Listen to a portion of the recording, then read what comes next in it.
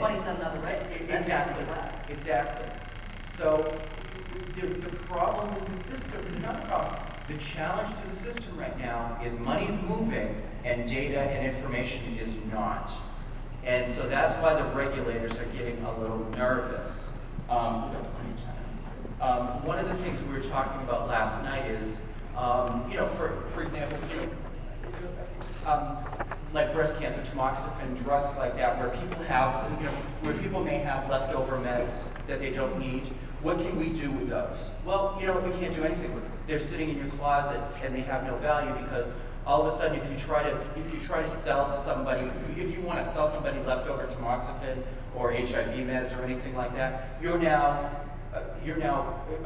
most wanted person by the DEA and the feds. It's social good, but you can't do that because even if you manage to sell back and forth, the payment system currently has enough information to track the deal. You know what I mean? Because if I sell you meds, or medical marijuana or something, I may be able to send it to you, with anonymity via FedEx. But if I do it via PayPal, there's a trackable portion of the financial data. So what we see and what I see as a big opportunity, and what the feds are probably really concerned about, is there can be an anonymity in a trade of any commodity. So in this case, currency, medication, think about it. Anything can be traded anonymously. The payment system in the United States is always going to have trackability, no matter what the payment method is. Because a PayPal account goes to a bank account theoretically. It can always be subpoenaed. What happens in this scenario is we have anonymity in the trade and anonymity in the settlement or the financial component. That's very, very big.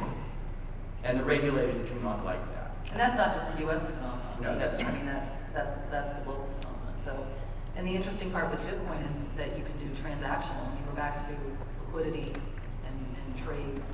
Is the transaction just that, one-on-one, immediate, done and over, because you sold or bought something, or is it now sitting and the value of the account is fluctuating? Yeah. So, now you've got the trade world and the transaction world. Do you guys know the average lifespan of a Bitcoin exchange? 384 days. Okay, that's risk. I mean, that's trading risk. Now, we were talking today at breakfast, and it's like, look, you embrace anonymity, you want to trade anonymously, you live and die by that. So I personally have no idea. I don't feel sorry, because the exchanges have counterparties and liquidity and all of that. So, but the more and more, go ahead.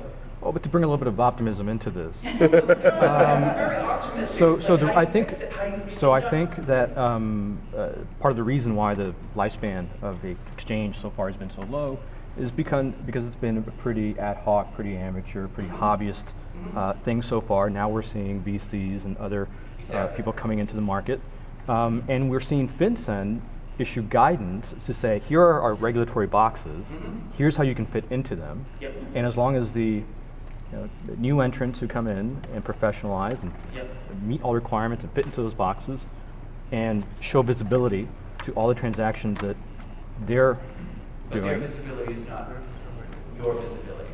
Okay. Whose visibility is not whose visibility? A number, or basically, a number is not visibility to the regulators. Visibility is a human being. Yeah, it's but a name and some data that is trackable. But a new entrant that is regulated and complying with the SARs and everything else will be reporting identity. Can you paraphrase the question? Okay, he's stating that as the new entrants are coming in, the new exchanges, they're looking at the FinCEN regulations, which, by the way, are fraught with loopholes and fraught with inaccuracies. If there is money movement between you and I, we are both money transmitters at that point. If you read the regulation correctly, the exchange is not a money transmitter. Moving funds from me to you, we both need to register as money transmitters. That's what they're looking at. That's how it reads. I mean, whether they meant to say it that way or not, exactly. whether it stays that way or not. Yeah, don't think this is an opportunity. This is a way to catch you. Okay? With no minimum requirement? It doesn't matter. You've moved money that is now untrackable. Okay? And you need to register as a money transmitter. That's the way they've written it in this convoluted way of an exchange and blah blah blah. They can't really manage the exchange. They can manage the wallets, but it's written so that if you're not a wallet provider and it's just you and I, we're money transmitters. Good question. Bitcoin requires us as users to take responsibility for our payment. We can't offset that to MasterCard and, for chargebacks and things Correct. like that. And I wonder if we're having the wrong conversation, that maybe Bitcoin is the system instead of trying to shoehorn it into the existing system. Is that? But it's got to, at some point, it's got to be, the cash has to get into the currency. So Bitcoin is simply just it's either another currency. It is now. Okay, It is that's now. right, that's right. It's a currency, but it's trying to be a payment system, which I think is beautiful, but it's being dominated a lot by plastic, by ACH wire, all those things where historically they are reticent to risk. Okay, we may think it's beautiful. I think it's I think it's very, very uber cool, but the regulators, especially the bank regulators, the examiners and things like that, will look at it, with trepidation. Well, and that's why we started the whole thing by, we started the whole thing by saying, how will Bitcoin change the payments landscape? This is also how the payments landscape will change Bitcoin. Exactly. Okay, that's really what, and the two haven't spent a lot of time together. And so I've been in the room a couple of times with global regulators as some of the presentations have gone on, whether it's the Federal Reserve Central Bank, whether it's the Central Bank of Europe, Central Bank of South America. They can't wrap their heads around it. Can you move our slide down, please? I want to show a slide that I think that's interesting. FinCEN's view, if you look at it, it kind of indicates it from that slide, but the next one actually, I'm going to make you do some work. It's a little whacked when you look at how, and how it says that by, a person that, creates units of convertible, blah, blah, blah, blah, blah, blah. The geek that, and I guess I'm the geek, I'm wearing Calvin Klein, that mines the Bitcoin, sends something to, that your money transmitters in that scenario. FinCEN is not protecting you from this view. They're looking at you, and this is interpretation, both of us have honestly written regulations in the payment system, that this is a way, if there's no way to, if PayPal is a money transmitter, Green Dot is a money transmitter, all of these things are money transmitters, they're registered. So this here has no central registration, no central system, and the way to get a P2P transaction in the payment system is to literally mandate that you register as a money services business. So that's, yes? Isn't that the same though as saying that someone sending money with Western Union is a money transmitter? I thought that Western Union's the money transmitter because you're sending it through their system. Now, if you leave the country with $10,000 in cash, you put it on, your customs form. She come over last year. With $10,000. Because they want to know that. They want to track you.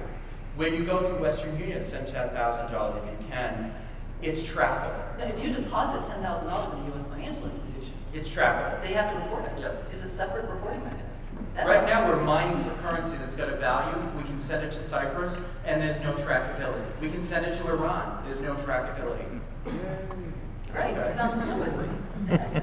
I mean, that's But what. however, when the next thing we're going to do is then what's going to happen is the exchanges and the wallets. If you're playing in this jurisdiction, the next logical thing to do will be the OCC or the regulators, the FDIC, shutting the bank account down of the exchange. Okay, I think there was an exchange in Finland or something that went out of business because the regulators shut their bank account down. Now you could be trading virtual currency left and right. You can't settle those trades because the banking system finally got the last laugh. So There's two questions. okay, go ahead. Yeah. Oh, hold on, this gentleman over here. He's I've been sorry. raising my hand for a while. Sorry. I could be cherry picking in the FinCEN guidance. But okay, first off, this quote is from the section about convertible virtual